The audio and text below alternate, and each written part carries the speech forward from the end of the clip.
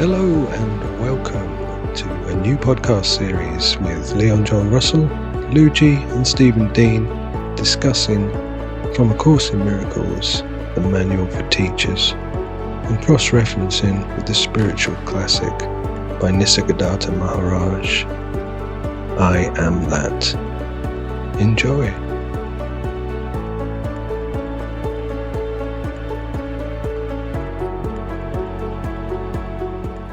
Hi, it's good to see you. How are you both? I'm fine. It's good to see you as always. And you, Lewis. Hello, Steve. Hello, Leon. Nice to see you guys again. All is well. Ready for some waffling? Let's I'm waffle really away. annoyed that I have to sacrifice my afternoon to teach the unteachable. Well, there's no better way to sacrifice an afternoon, I should imagine.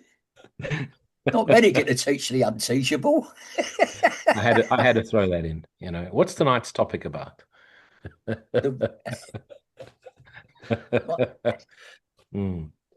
So let's have a look at the next section in the Manual for Teachers from A Course in Miracles, and the title is What is the Real Meaning of Sacrifice? Okay.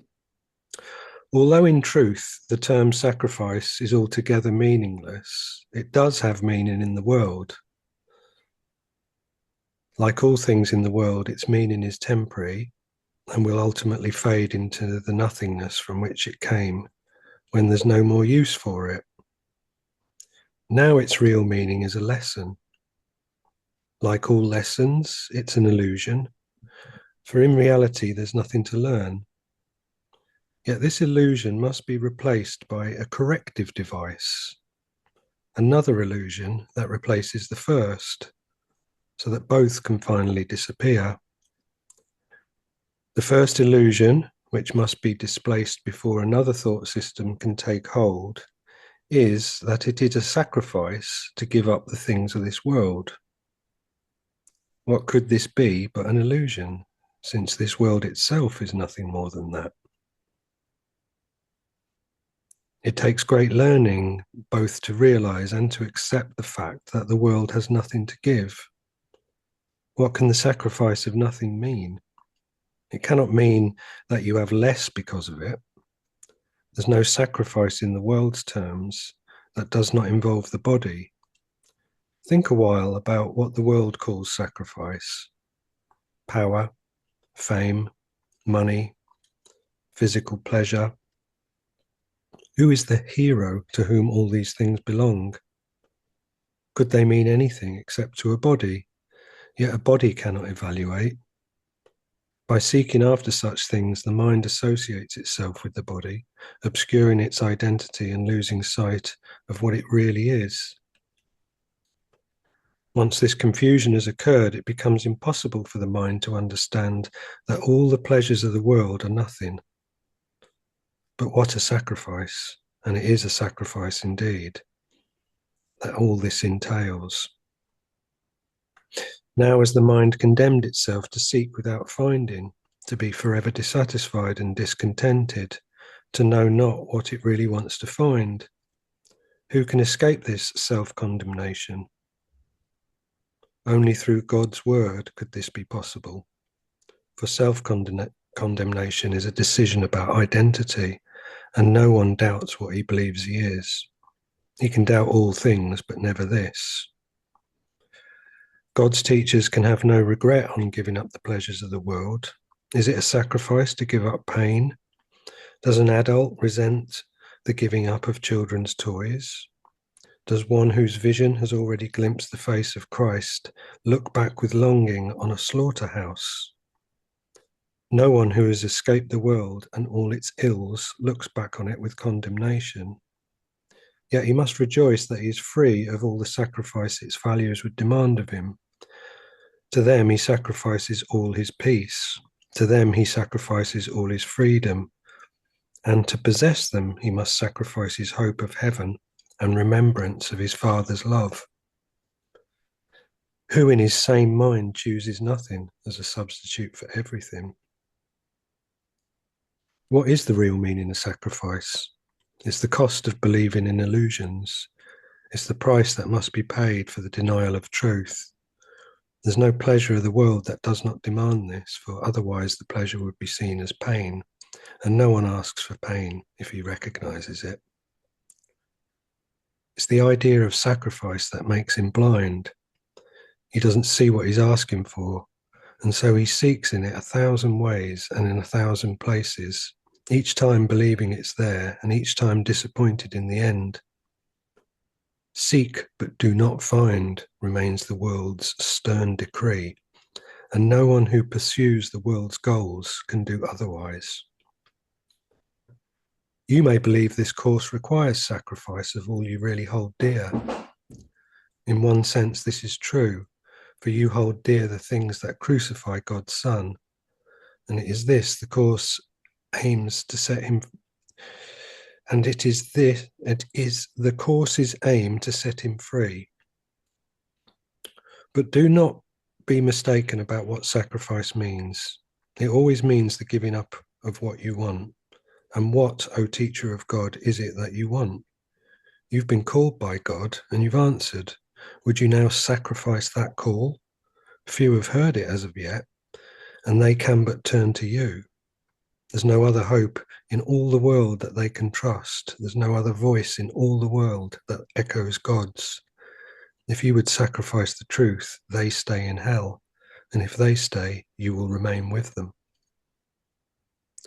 Do not forget that sacrifice is total. There are no half sacrifices. You cannot give up heaven partially. You cannot be a little bit in hell. The word of God has no exceptions. It's this that makes it holy and beyond the world. It is its holiness that points to God. It is its holiness that makes you safe. It is denied if you attack any brother for anything, for it is here that the split with God occurs. A split that is impossible, a split that cannot happen, yet a split in which you surely will believe, because you've set up a situation that's impossible. And in this situation, the impossible can seem to happen. It seems to happen at the sacrifice of truth. Teacher of God, do not forget the meaning of sacrifice, and remember what each decision you make must mean in terms of cost. Decide for God, and everything is given you at no cost at all. Decide against him, and you choose nothing at the expense of the awareness of everything. What would you teach? Remember only what you would learn, for it is here that your concern should be. Atonement is for you. Your learning claims it, and your learning gives it. The world contains it not. But learn this course, and it is yours. God holds out his word to you, for he has need of teachers. What other way is there to save his son? Nice. Talking about sacrifices, all I can think about the things I had to sacrifice to sort of like really get my mind around the course was I had to sacrifice getting angry, because I used to be years ago when I used to follow like conspiracy theories or conspiracy facts, whatever you want to call them. I found it made me angry, and every day you found out something new that angered you, and it's just a life of anger. And finding the course realised that I was just getting angry over nothing. I was getting angry over dreams. So I just managed to cast it out of my mind. I mean, I still raise an eyebrow now and again looking at stuff in the news, like when it comes across my range of vision. But normally I've just sacrificed all that. I couldn't care about it. I mean, I care about it because there's people out there who believe it's true. And that's why we're trying to convince them it's not. But that's what I had to sacrifice, getting angry. I had to sacrifice some friendships. When I started making videos about the truth, saying it was a dream, and I had people, my old friends, I mean, really old friends, saying I was so nuts, they defriended me, because they couldn't get their head around what I was saying. Are you mad? It's a dream. And then they weren't my friends anymore. I couldn't believe they would build that. And, Is that an option for me and you, Lou? Could we do that? No, we don't have to unfriend him. We just block him. Oh, right. Okay. All right. Well, I'll find myself blocked next week. It's just cancel him. Cancel Steve. He doesn't exist. Well, I don't really, so I don't care about that. Should we sacrifice him? Let's sacrifice him to the gods of funniness. sacrifice me and it'll prove the point. I don't care. It isn't real. Yeah. Yeah, sacrifice Listen, me and only the sacrifice of myself, only love is left because love is all I am. Yeah, yeah. another thing of sacrifice is being sad because somewhere in the course it says never be sad. Never be sad. And I've always bore that in mind. Like occasionally something comes on me about something or other, and I always fight it or lift. I won't allow myself to sink into sadness, because it's hardly positive, is it? It's Look, it's yeah, such a phenomenal learning lesson. And as it explains, it's an unlearning lesson. It's letting go of the idea of what we in the world have deemed to be sacrifice. And one of the dangers is as people become spiritual, they want to give up everything, move to a retreat or a mountain or a cave or whatever, and yeah, give up. What you've just done is you've made it real and now you've given up illusions. you know, but you've now made it real. And so what have you given up? The idea of things, people, places, things, and events, and yet you're giving up. There's a part of you that gives it up begrudgingly because you think you need to.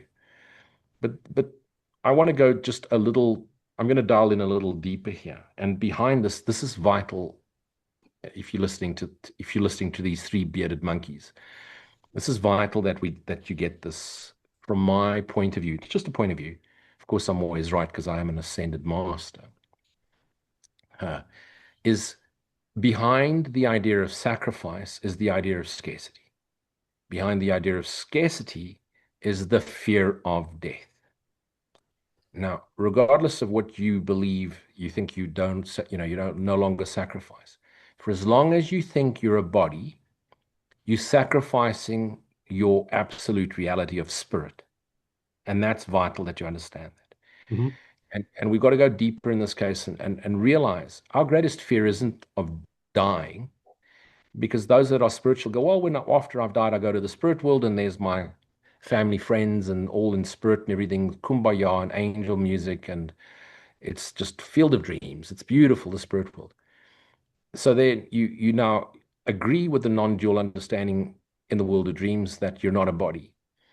But then you think you're an individual spirit being yeah, that returns to the yeah. spirit world. And therein lies the greatest non-dual fear. The greatest non-dual fear is that you cease to exist as an individual entity, spirit, being, soul, completely. There's only one indivisible self. That self, the extension thereof, we call the Christ or the sonship, the Son of God. And the source of that pure beingness is what we call God. But it's all God.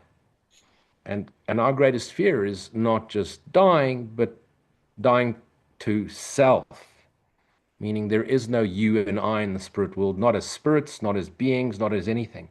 There's just God.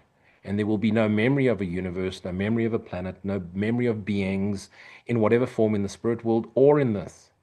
And so when you go through this section, realize behind all of this, behind the meaning, the real meaning of sacrifice is the idea that you don't exist. And that is our greatest fear. Mm.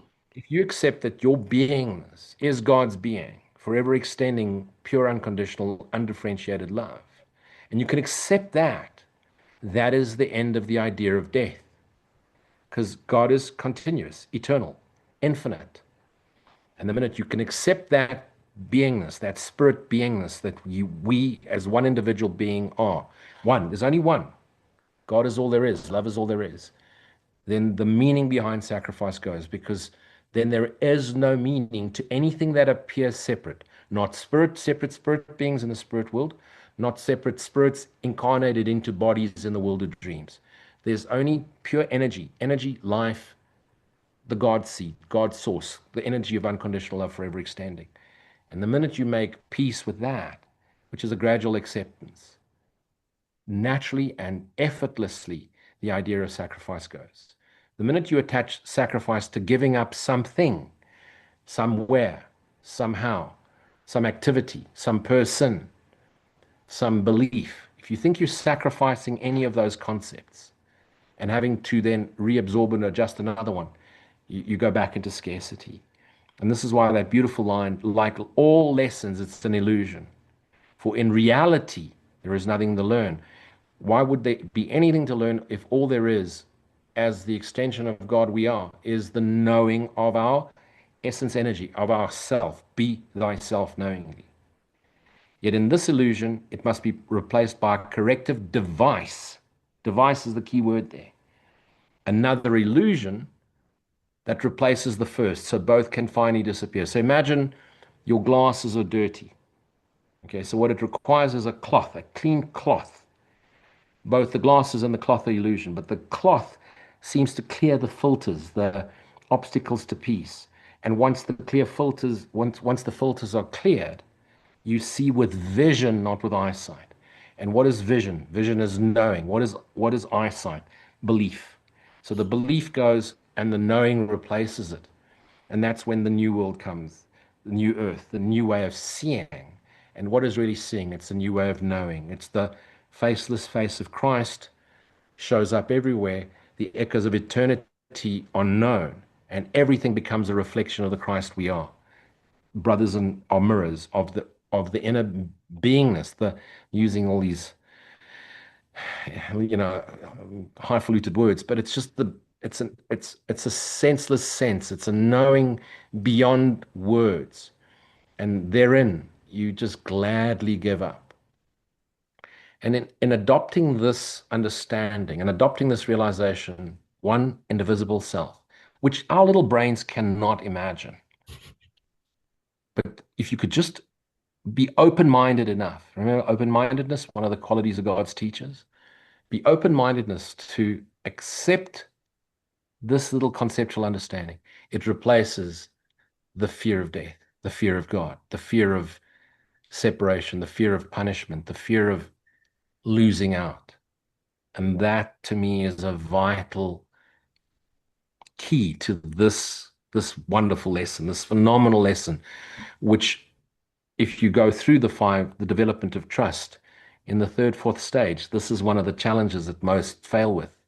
They fail in the idea of there's no me in the spirit world. There's no me and a Jesus and a God and a Holy Spirit.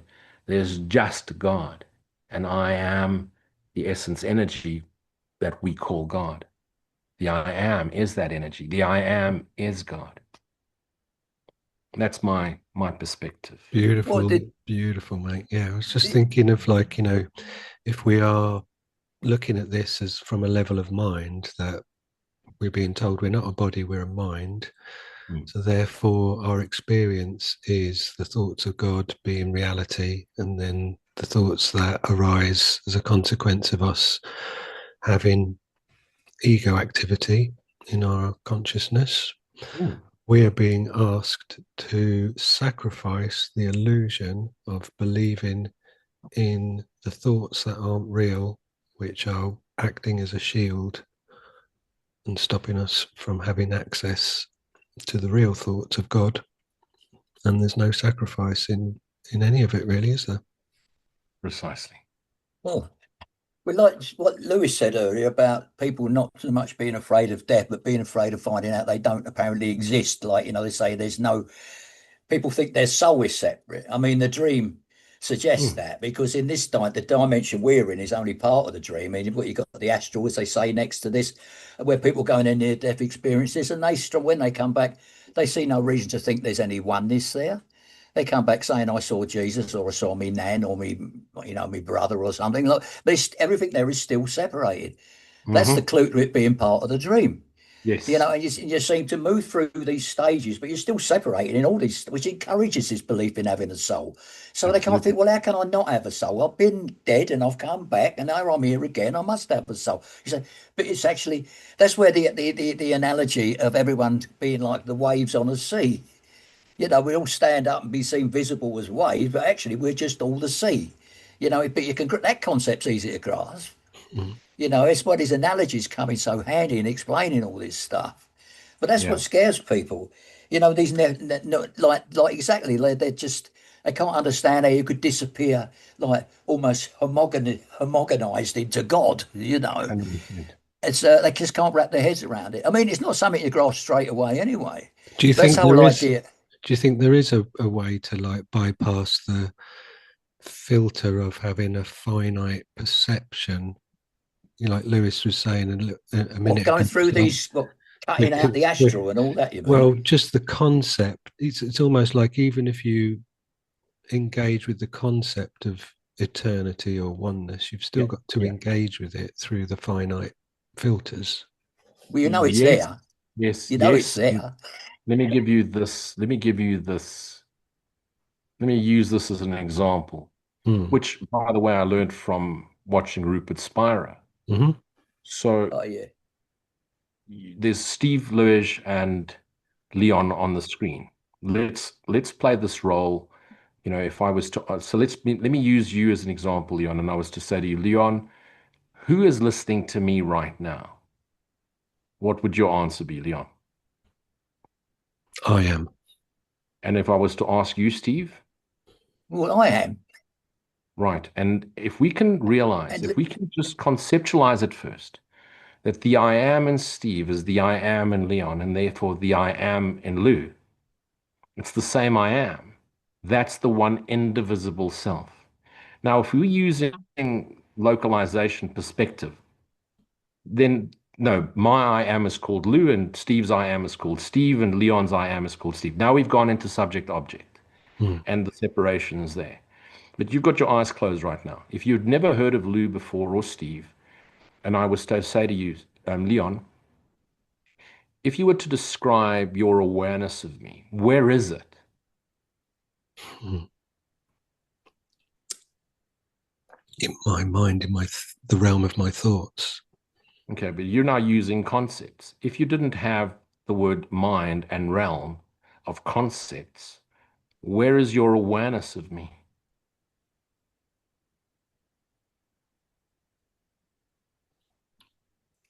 In my identity.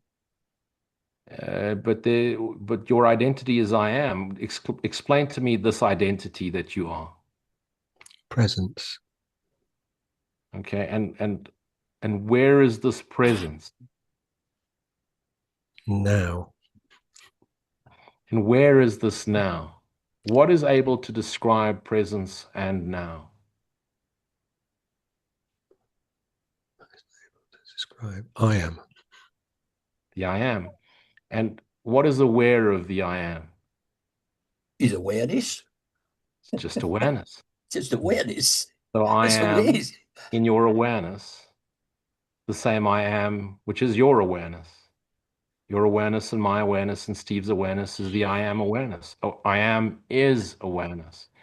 And we find ourselves in awareness. Now open your eyes and I start describing myself and giving you qualities, and we have conversations that get tainted by stories. But the essence hasn't changed. And when we can move to that one indivisible I amness, concepts disappear. And with concepts disappear, judgment disappears. So are we actually giving anything up, or are we just returning to what's always been there? Mm. It's a bit abstract, but what I said earlier on about Beautiful. the waves on the sea, if the waves could talk when they come up Precisely. for just that momentarily as they rose above the sea, if they could talk to each other, that's exactly what we're doing. We're rising out of the oneness and temporarily and believing our rising out of it is true and just discussing it. It's very much like Plato's cave, isn't it, again? Yeah. Yeah. And every wave plays an exciting role. It rolls to the shore or to the cliffs and eventually destroys itself, but it wants the excitement of play. Yeah. Yet it seems to be searching for its source, yet it is part of the very source it is, thinking that it is destroyed when it reaches the shore. Is it really destroyed? Did it have a lifetime? Did it have a time when the wave actually existed? No, it's just the ocean appearing as ripples, waves. Some of it evaporates, becomes clouds, comes down back down as rain. All of it is still the core essence of all of it. And what's that core essence? H2O, God. Well, you could compare God to water analogically wise. If we get loads and loads of bottles of water, all different colours and shapes of these bottles, and fill them all up with water, and you go around admiring all the different bottles and all the different shapes and all the sizes, but all inside them there's just water. And the water's just, and also interesting about water, it never disappears. The water that's here now is the same water that the dinosaurs drunk. You know, it just it turns into a solid, then turns into a steam, then turns into a liquid.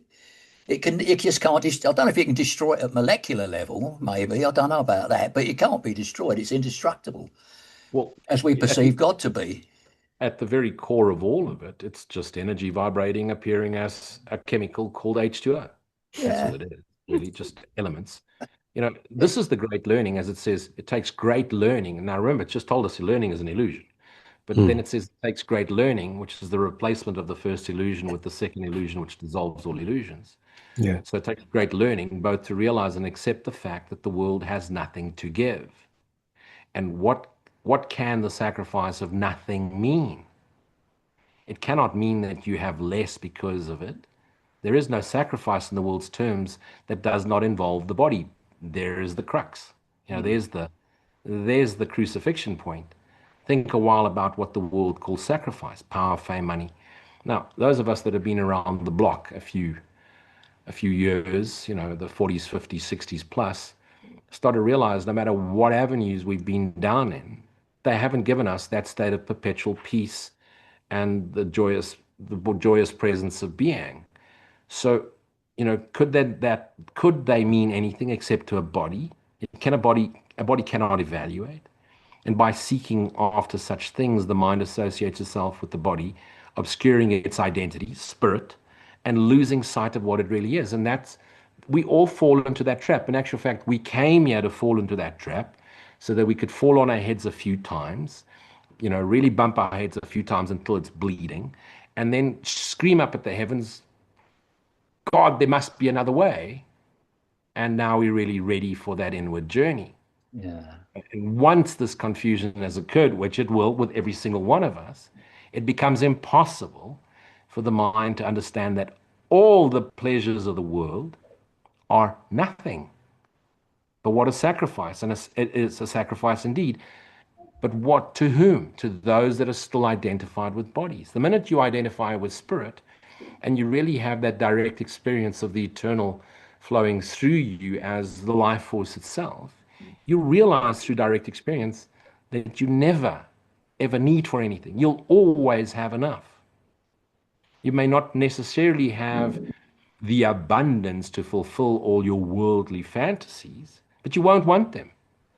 You won't need the Ferrari and the house in Monaco and the jet and the yacht and the la-di-da friends that go to the Cannes Film Festival. You don't need to do that. You're quite happy in your little vegetable garden with a close community of friends abiding in peace.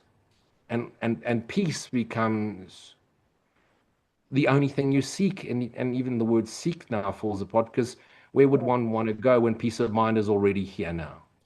What would you want when everything you've ever wanted, people, places, things, and events, were only there to fulfill the fear of death, the fear of scarcity?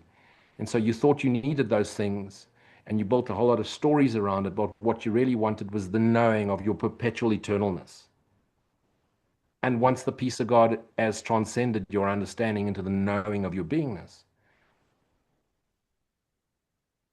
yeah, what do you think you could possibly gain out of people, places, things, and events? All there is the knowing. All there is the love you want to share. And now you want to share that because sharing is all you know. Sharing is being is having is sharing. It becomes such a beautiful way to live. And hey, you know, ascended master or not, please never take that seriously. It's called sarcasm. Um, is I suspected as much. is it's just this beautiful lightness of being, and it gets triggered, but the trigger lasts a second, a millisecond. What used to really get you down a rabbit hole of anger and rage and vengefulness and whatever, it just, you laugh. You start to laugh at it. You laugh at your own egoic processing. You Yeah, realize the consistent rambling of your dreaming mind, and you go, I've heard it all before. No matter what you tell me, no matter how you cloak it in whatever furry outfit, it's still not true. Thank you. No thanks. You know, return to being, return to present moment awareness. Excellent. Let's have a look at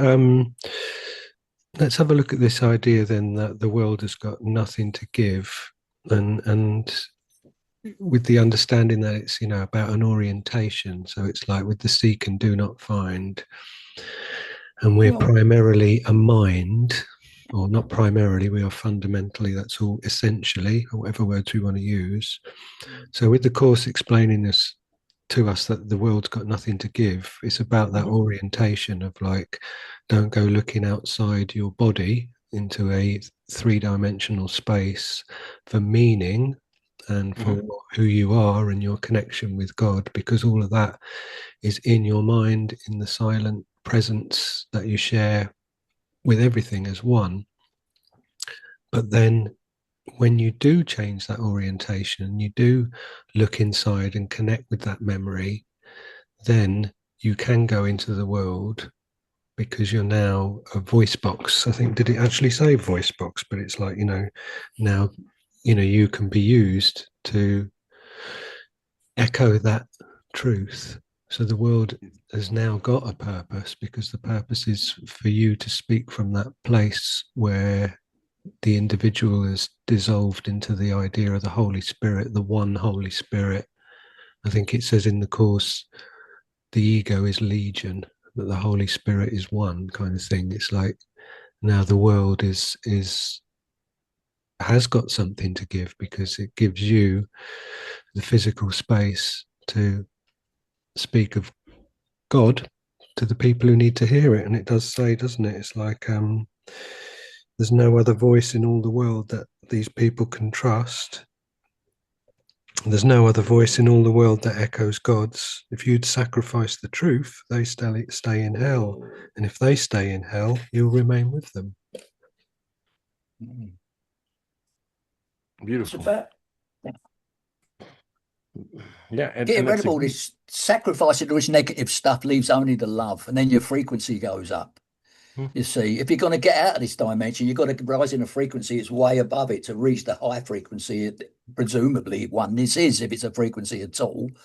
It's just an isness, isn't it? I don't think it can be described in any earthly word or any yeah. word, you know. I do appreciate the fact, again, that, it's not just applying sacrifice in terms of like giving up the things of the world. Then it says to you, look at the principle of sacrifice, and then look at it from the point of view of like, you're giving up the call from God. Would you really want to sacrifice that? Yes. So if No. you were to ask anyone, would you sacrifice peace of mind? Yeah. Would you No, oh sacrifice no. your inner joy? Yeah. Would you sacrifice the love you have for your brother, for your siblings, for your wife, your kids, for your cat, your dog, whatever, your horse? Would you sacrifice that? And that's when you realize there are certain things that cannot be sacrificed because the reality of it, the vibration of it, is real. You know, um, I mean, there are millions of people in this world that have no problem putting an animal down just because they're moving town or moving country or moving Oh whatever, no. right? You know that. Mhm. Yeah. Now, Leon, if I say to you, choose right now, you've got this beautiful dog on your lap, or you, one of you got to go right now. I'm going to pull the trigger. I'm that horrible whatever. Dog or you, Leon, you're gonna go you. You know why? Because it's one indivisible self. You couldn't sacrifice. Your idea of sacrifice isn't there. It doesn't even enter your consciousness. It's not in your. I mean, we spoke a little while back. Steve saving the wasps and the bees, and can't even imagine that. Even if you said, "Listen, you're going to save those wasps, Steve, but they're going to sting you." Couldn't. You still can't put them down. You still can't go and. You may move them, to a better place for their sake. You still couldn't give them up. You can't do that. Uh, That's the real meaning of sacrifice. The real meaning of sacrifice is you're sacrificing illusions only. You're sacrificing only the unreal. What's true, which is, remember, feelings aren't real, but they gauges. They like the heat gauge and the speedometer in a car. The speedometer doesn't do anything but indicate the speed. The speedometer doesn't make the car go faster. The oil gauge doesn't heat or cool down the oil. It just shows you where the temperature is. Okay, so our feelings just show us where our awareness is plugged into. Is it plugged into illusion, consciousness, or is it plugged into the knowing, awareness of being, the I amness? And although it appears as people, places, things, and events, illusions, the holographic universe, the love you have for your dog, for your spouse, for your kids, for your parents, for your neighbors, for your friends, that's real. And it's not asking you to sacrifice what's real. It's asking you to sacrifice what you once thought was going to give you the love you have, the unconditional Mm. love you have for your dog, for your spouse, for your kids, for your Mm. spouse. That's real. It's not asking you to sacrifice that reality. It's asking you to give up the illusion that people, places, things, and events, what appears as, could give you love. Yeah. You've been If your putting, beautiful little dog was to pass today, God forbid, your love for that animal wouldn't die, no. wouldn't dissipate. You would love it forever. Mm. You know, and when people say, "Oh, I used to love her," or "I used to love him," then it was never love. Then it was lust. Then it was desire. Mm. Mm. Love never dies. They may not be with you anymore, whether they were spouses or children or friends that went away. You thought you lost them, or they shoved you away. You didn't lose anything. You lost the awareness of their conscious presence, the essence of the reality of what we are, love, acceptance, being, shared, the sharedness, the sharing of all of it. That you never sacrifice. That's not sacrifice. The That's a brotherly sacrifice love, isn't it? is the Mm. is the filters that appear as people, places, things, and events. But the reality of what we are, the love, the awareness of being, that never gets asked. You never sacrifice that. You can't lose it. Not the love you have for your parents, the love you have for your children, the love you have for your pets, the love, brotherly love, and its kind. You Yeah, can't lose it. You can't never stop. You can't stop loving your children. You know, it's because they're part of you. yeah. Yeah, they are you. Like everything is you, really. You know, but Absolutely. I, but I they're was a going to more add that. obvious bit. Yeah. They're fractured appearances of you, but the essence is shared. The love is the same. Love is Yeah, the absence of the appearance of you and I. Love is the absence of what appears to be bodies. Love is the spaceless space yeah. in which this entire universe appears and eventually disappears, and what's left, the love that's always been there. This screen, we speak of this with cinema screen. The movie of the universe appears on the screen, and once the movie of the universe is over, the screen is still there. The substrate of the love of God, the unconditional I amness, is always there. And it's also part of the unseen. Because in Yes. this illusion of opposites, seen has got to have an unseen. You know, it's got to have an opposing thing. 'Cause everything here has got an opposite. Love is part of the unseen. Mhm. The unconditional love of God, the love we have is the love. You know, that's it's the fringes of it that we're getting here. Like because we're Yeah. separate from it. We don't get it full on until we're back there. You know. Incidentally, there's a bit in here which you read out, and it said just one Mm. line. And what, O teacher of God, is it that you want? Well, that reminded me of just a couple of days ago. I was watching some. I don't normally watch Neville Goddard. I mean, he's pretty good. He knows he's really good actually. But I just watched one of his. Well, someone talking about him anyway, Yeah. and he had this manifestation technique where you can manifest anything you want. And I'll tell you how it works. He said, all you do, you say to yourself, how did I get hold this new car? How did I get this new house? How did I get this $1 million? How did I get this? Because it puts it out there that you've already got it, which is the prayer principle of telling God you've already got it, then expecting it. It's a different way of doing that. But that Mm. ain't the point I'm making. The point is, I thought, so every night before I go to bed, I say, how did I get my new car or whatever? And I thought, I don't want a new car. I thought, what is it I want? Like, if I go to bed, do I want a new pair of slippers? No, I don't. No, I don't want anything. So I thought, I'll tell you what, though. You say, how did I discover my spiritual awareness? Bring that one in, you know, jump that Mm. one up a bit. I'm not interested in new cars and new houses and stuff like that. But can it manifest that technique? Can it, if you're asking the astral, it must be because it says God will bring this new car into your existence. I know it's not God doing it. It's just part Yeah. of the way the dream works. Because if you're projecting it, if you're projecting that you have got a new car, sooner or later it's got to project if you visualize it strongly Sure. enough. Because that's what the dream's all about, projection, Yeah. reflection. I presume Yeah. so. I've never wanted a car that badly, like I think about it day and night to possibly make it turn up. But I have found, but You got me going there. You got me laughing, Steve, because Leon a little while back I know Leon loves Crocs, so he's posted some jokes about Crocs, and him and I both have this, this joke going about the Crocs haste. And so I joked with a friend about the Crocs the other day because he's got Batman Crocs. So he said, no, he's going to buy me a pair, because Oof. I have a collection of Batman paraphernalia, which I've been collecting since I was a kid, since All right. 1972. And so he's now gifted me a pair of Crocs, All right. which I've just Right. put up on display in my Batman room. Let me Uh, just press stop. I want to end this recording right now. so Well, don't so you like Crocs? all I'm going to do now, man, is now just say, how on earth did I get these pair of Crocs?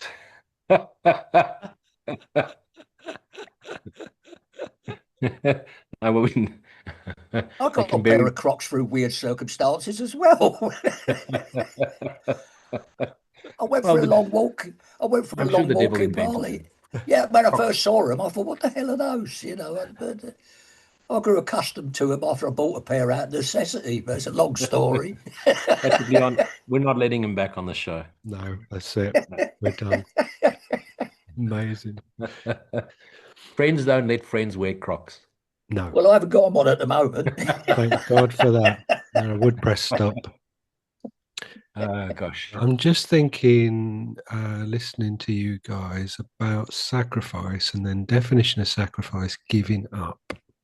Yes. And then,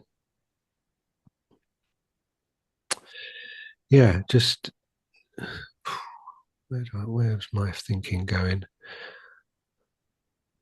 Yeah, I suppose just engaging with that really, just like step back from the word sacrifice and just think for a minute that the word sacrifice means giving up. Mm-hmm. And all we're actually giving up is this is think is our thoughts of what we think is valuable. I know we've had that before in the manual, haven't you? Sure. Haven't we? Valuing the valueless. I just think it's probably like quite a powerful thing to just remember that the word, because like a lot of these terms have got so much history with them, haven't they? And they've got so many attached religious, worldly definitions, and Sure. gets like a big pile of rocks, and somewhere underneath of it is the meaning. Sacrifice is obviously one of those words because it's the world jumps all over it, and loads of Doesn't religious Jesus text. say, sorry, doesn't Jesus say somewhere in the Gospels, he tells his disciples to give all your stuff away and follow me? Mm, Yeah. Well, that suggests, like, just clear everything out of your system, like, and just follow love, yeah, essentially. Mm. But to the general church going public, it would mean literally just give everything away and just follow Christ Buddha like around the place, I Yeah. suppose. yeah, Remember that section of the Bible where Jesus goes to his disciples and asks them to, give up their day job, stop taking care of your family and follow me, was mostly written by Paul, and we know Paul was a psycho, and he was trying to establish his own church and he wanted people to follow him. So of course he put that in there. I don't believe Jesus 2,000 years ago asked anybody to give up their day job and follow him. If That wouldn't anything, make he said sense. to them, put down your troubles, give up your illusions, give up your sacrificing, give up your tribulations, and follow what I teach. He would never have asked people to follow him. Exactly. It's That's just a mistranslation, a yeah, exactly, misunderstanding. absolutely. It's like the walking on water and the calming of the storm, which is all an analogy to what's happening in our dreaming mind.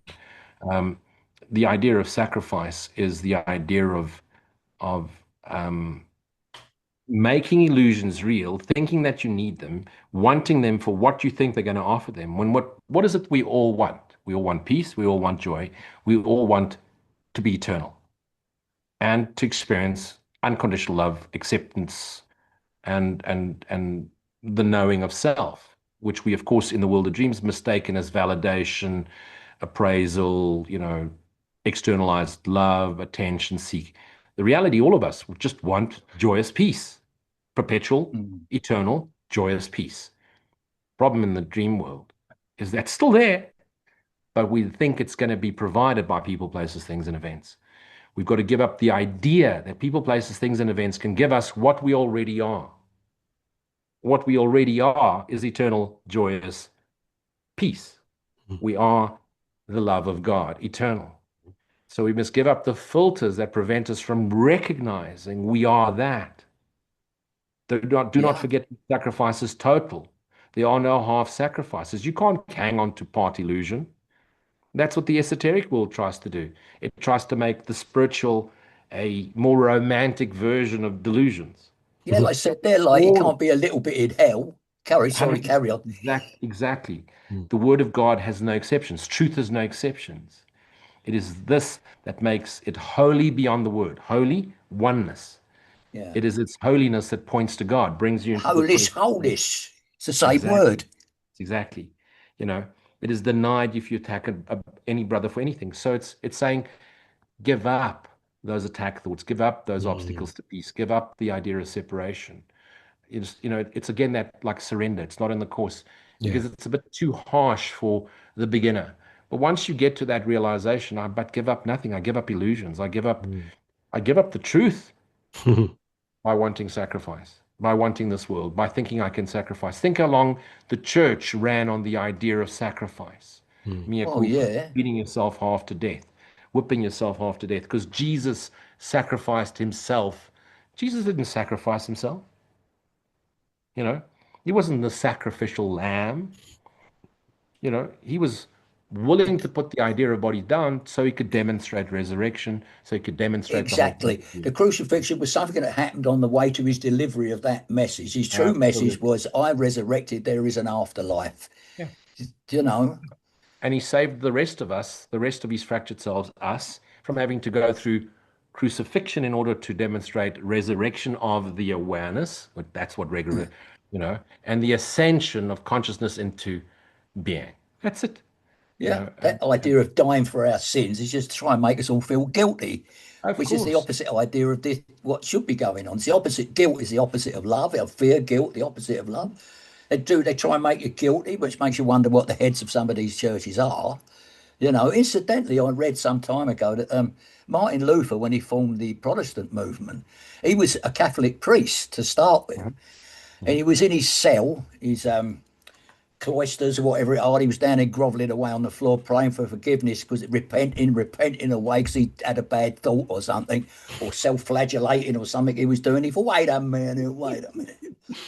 This can't be right. This can't be right.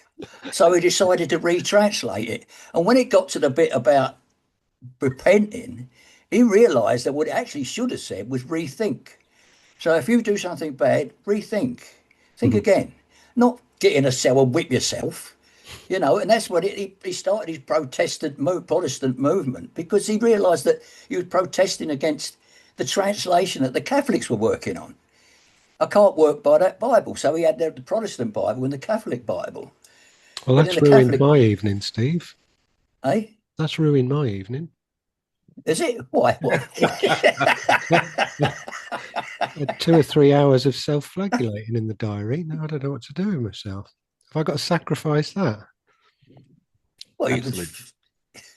well, I don't know. Well, Sacrifice it if there's only you. one thing I have to say to you, Leon, teacher of God, do not forget the meaning of sacrifice.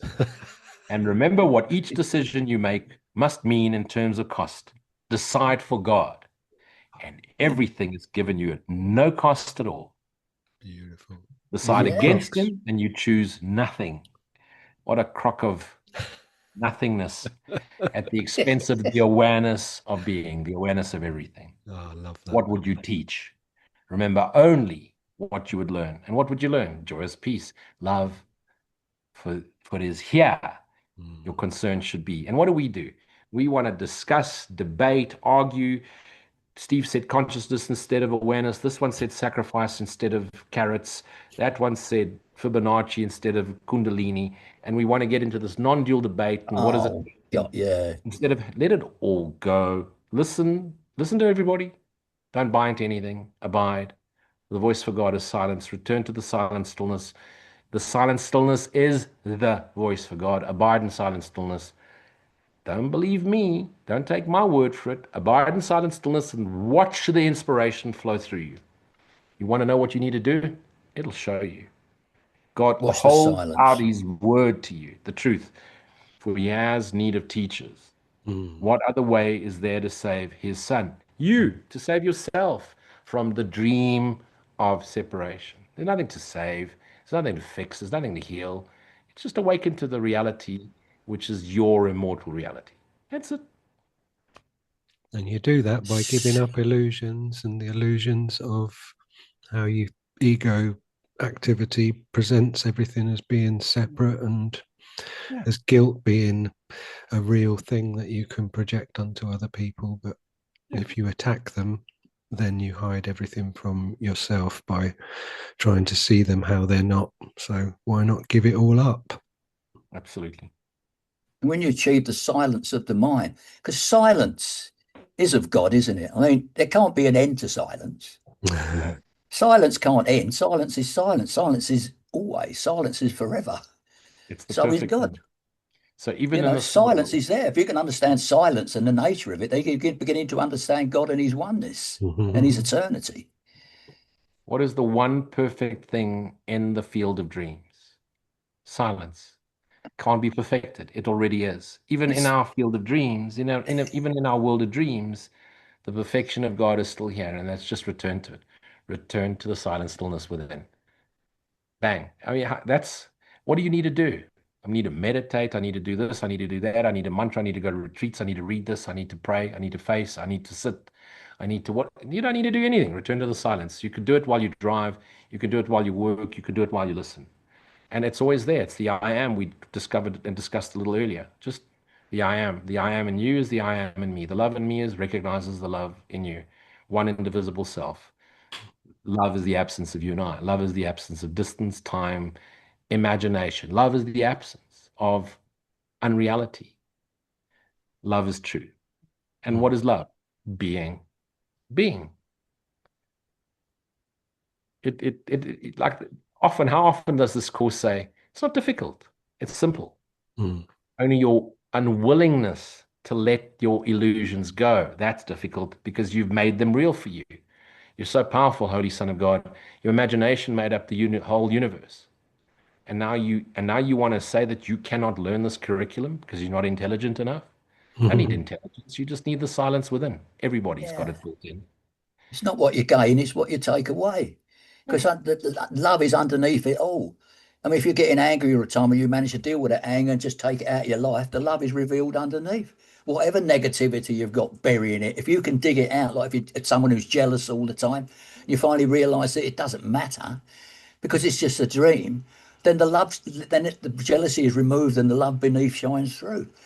All this negativity covering stuff up, once you remove each bit of negativity, there's your goal. Absolutely. I Takes a was lot of doing, looking at an interview the other day with a but it's worth musician. doing. There's a musician that I really like, and they were talking about when they've got that certain something, when they've like found the sweet spot in creating some music like that, and he's got. I've made a note of it here. So he said to whoever he's working with, now that we have it, can we reduce it to its maximum? Wow. I get that. I get Blew it. my mind, mate. I was like, that is Wow. so gorgeous. Yeah. I mean, I've heard you say now in several of your different podcasts, you know, um, you're here to simplify, you're here to simplify, you're here to simplify. And if you listen to the beautiful teachers for God out there, the ones really aligned, aligned in the flow, they're all wanting to simplify. And Well, how do you simplify? You bring it into your own being, you live it, you demonstrate, and then you demonstrate it through your own simplicity, using your own words. And that's the beauty of it is, you're not here to fix or change anything. You're only here to bring it into the appearance of this fractured self.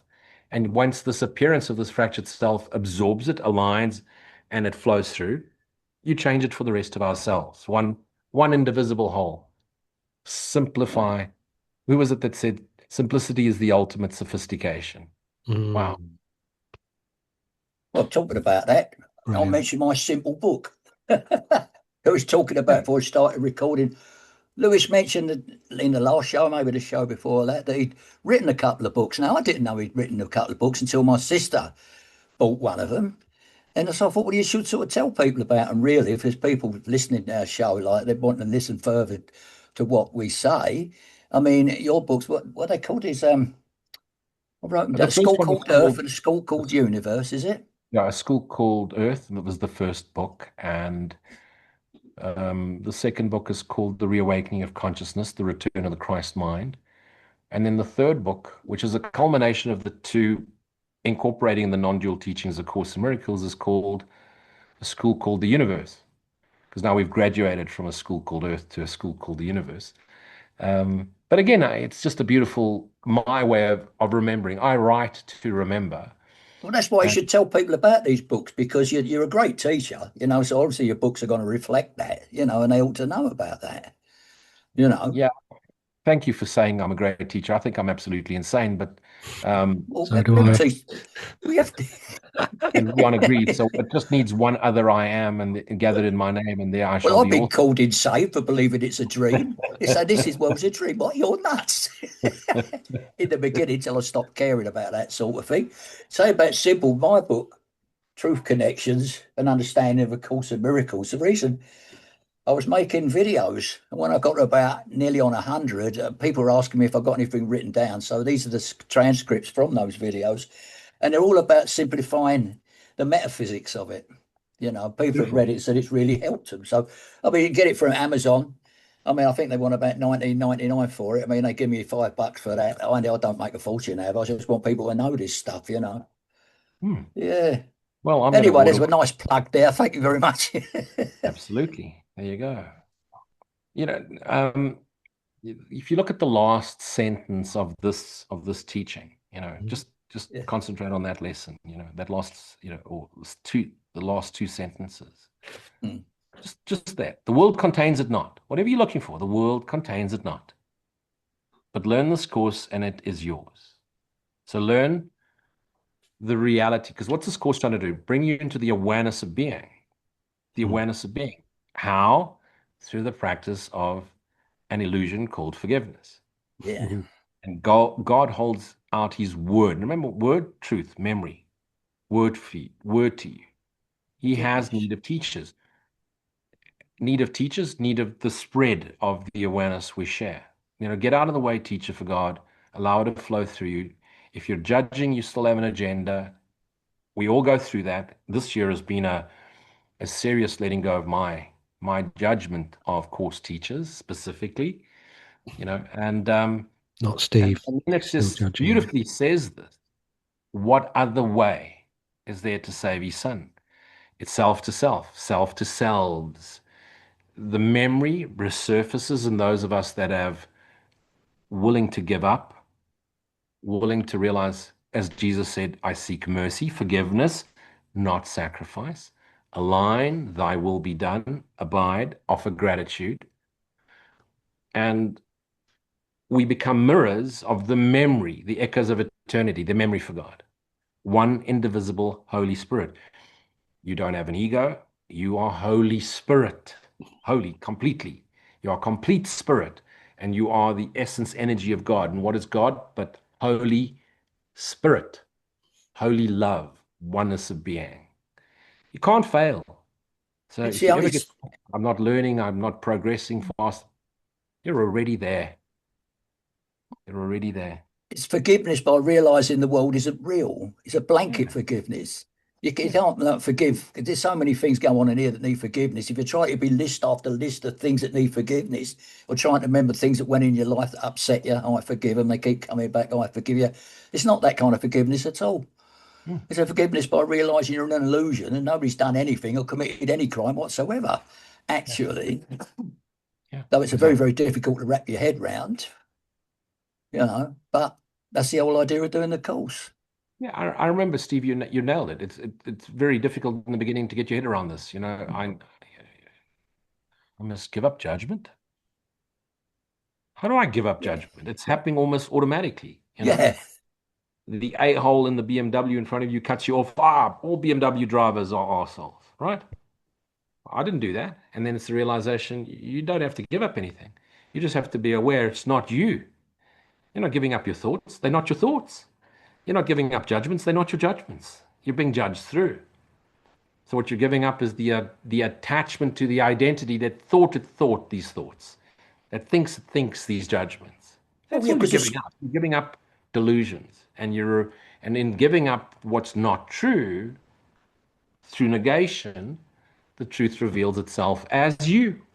You are the truth. You are the light of the world. plus you're following a script. And that your body was within the script. The awareness behind, like I've said it before, I'm a body and a mind, both called Stephen Dean. In reality, I'm part of the aspect of God that's the awareness that's behind Stephen Dean and his mind. The mind, like the brain, creates the illusion, projects it, and the mind individually decides what's going on in it, and the awareness watches the movie. You know, you can watch a movie. I mean, like no matter what's happening, I mean, you can get upset and angry about it, but you know it's still a movie. You know, you watch something on the screen, see someone get hurt, you go, oh dear me, bloody hell, like, you know, but you know he isn't really hurt, but you still have to deal with it. You know, it's once you get that understanding, that awakening that you are actually the awareness and not anything else. Oh dear, yeah. You know, and it's there for Awareness everyone, is isn't Zen. it? There's my Zen master teacher. Perfect. And we got one of them as well. She's very zen. Yeah, I was just thinking then, Lou, when you were talking, it's like, isn't it interesting that we have to relearn the definition of forgiveness through what the Course in Miracles uses it to describe us, and it gives us the opposite of what the world uses, which it calls forgiveness to destroy. And basically, that's just exactly the same thing as what we're talking about today. What's the real meaning of sacrifice? What are you actually sacrificing if you're giving up an illusion? And The that's real meaning is it has no meaning. it's the same principle as forgiveness. It's like, what are you forgiving? You're forgiving an illusion. So are you actually forgiving if you're giving up an illusion? You're just giving up an illusion, which isn't sacrifice. It's like we always say, we've only got words to describe the indescribable. Mm-hmm. We just have to make our best of it. It's, I don't know, Yeah, Christopher, it's you are planting not of you. seeds. There is no food. This is just an illusion. He disappeared. You know? Let's have a look at what our friend Nisargadatta had to say. I'll tell you what I will just quote as well, because when you were talking about love a minute ago, I was thinking about Nisargadatta describes, someone says, what is love? And he says, when the sense of distinction and separation is absent, you may call it love. Beautiful. He's such a dude. So what have we got here? Sometimes I wonder whether I'm even reading out something we've read before, because it's like so good. I don't choose, and we're not sequentially going through the Nisargadatta thing. We're just where it opens. We've got chapter 93, man is not the doer. Let's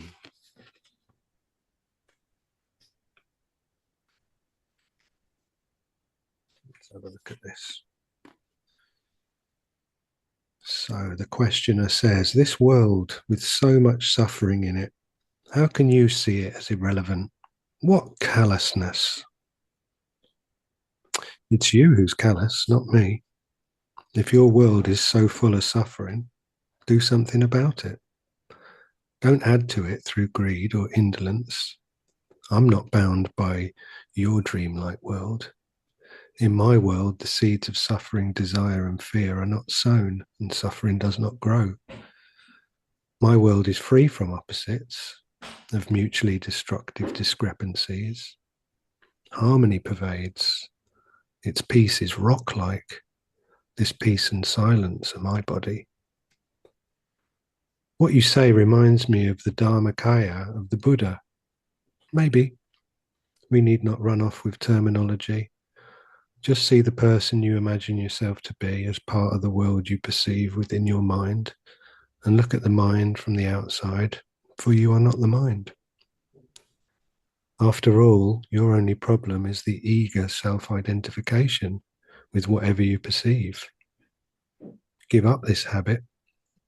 Remember that you are not what you perceive. Use your power of alert aloofness. See yourself in all that lives, and your behavior will express your vision. Once you realize that there is nothing in this world which you can call your own, you look at it from the outside as you look at a play on the stage or a picture on the screen, admiring and enjoying, but really unmoved. As long as you imagine yourself to be something tangible and solid, a thing among things, actually existing in time and space, short-lived and vulnerable, naturally you'll be anxious to survive and increase. But when you know yourself as beyond space and time, in contact with them only at the point of here and now, otherwise all-pervading and all-containing, unapproachable, unassailable, invulnerable, you'll be afraid no longer. Know yourself as you are. Beautiful. Against fear, there is no other remedy. You have to learn to think and feel on these lines, or you'll remain indefinitely on the personal level of desire and fear, gaining and losing, growing and decaying. A personal problem cannot be solved on its own level. The very desire to live is the messenger of death, as the longing to be happy is the outline of sorrow. The world is an ocean of pain and fear, of anxiety and despair. Pleasures are like the fish, few and swift, rarely come, quickly gone.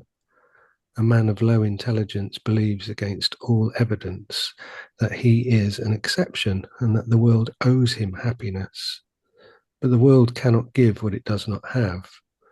Unreal to the core, it is of no use for real happiness. It cannot be otherwise. We seek the real because we are unhappy with the unreal. Happiness is our real nature, and we shall never rest until we find it, but we rarely know where to seek it. Once you've understood that the world is but a mistaken view of reality and is not what it appears to be, you are free of its obsessions. Only what is compatible with your real being can make you happy, and the world, as you perceive it, is its outright denial. Keep very quiet and watch what comes to the surface of the mind. Reject the known, welcome the so far unknown, and reject it in its turn. Thus you come to a state in which there is no knowledge, only being, in which being itself is knowledge. To know by being is direct knowledge. It's based on the identity of the seer and the seen. Indirect knowledge is based on sensation and memory, on proximity of the perceiver and his percept, confined with the contrast between the two. The same with happiness. Usually you have to be sad to know gladness and glad to know sadness. True happiness is uncaused, and this cannot disappear for lack of stimulation. It is not the opposite of sorrow. It includes all sorrow and suffering. I love the way constantly refers to the unreality of everything. It's constant. This is unreal. This is unreal. And I am keeps coming back to the I am. That's what I love about that book, you know. And also like to point out reality, going back to the very first lesson in A Course in Miracles, where it's like looking around you and saying this table doesn't mean anything, the chair doesn't mean anything, this hand doesn't mean anything, this foot doesn't mean anything. It's exactly the same principle from day one. Yeah. Things don't mean anything. Nothing I see means anything. Yeah, nothing I see means you're anything. projecting a meaning which obscures the true meaning, which is And probably a different meaning part to of the next God. bloke's projecting onto it. Yeah. So, you know, it's sort of like with 10, was it 8 billion people on the world all projecting different understandings everywhere? You know, how could it be true? It's also, if something's true, it's true for everybody. The only place where it's true for everyone is in the oneness of God. There It's as you simple go. as that. It's as simple as that when Stephen Dean puts it into words. Mm-hmm. Well, it is. I think someone could have written 5 books to say that, though, Steve. Yeah, I remember that old analogy. My old, as a kid, Catholic priest used to say this to us all the time. Was as boys, little boy, we used to go, camping and hunting together and so on. After altar boy practice on Saturday, where you'd all take us camping and it's turning us into real men. Back in the day when men were men and women were in the convent. And he'd always say to us, whenever we messed up, or whenever we didn't understand, he'd give us a lesson, we wouldn't believe him.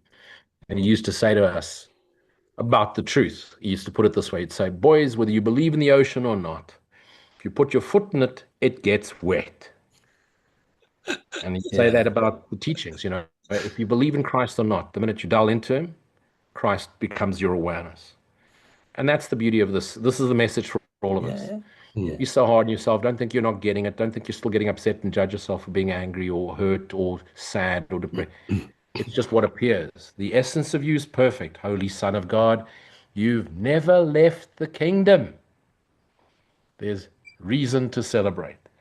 Celebrate. Be grateful. You've never left. You just think you're going through what you think appear to be going through. You've never left, Holy Son of God. Still one indivisible whole. All these characters, all 8 billion on this planet, are just thoughts, perspectives on your own dream. You are still the Christ. You are still the eternal extension of the love of God. What else do you want to know? Well, it's that ideas can never leave their source. Of course. I mean, that's a great analogy, that, because I can tell you about my idea, but I can't take it out of my head and give it to you, so I don't have it anymore. It's like once your idea's in the mind, once God has had the idea that you exist, then it can't leave his head, and neither can you. Yeah. Because you're one with him. And we're here to just be reflections. That's what a teacher is absorb it, bring it in, apply it, and be demonstrated. Reflect through your demonstration of being. That's all. Yeah. I'm not Beautiful. responsible for what you think of me. I'm not responsible. I'm just going to be, an outer reflection of whatever you believe. I know I'm not that, but if you think I reflect anger or malice or vengeance or whatever you think I reflect, that's you.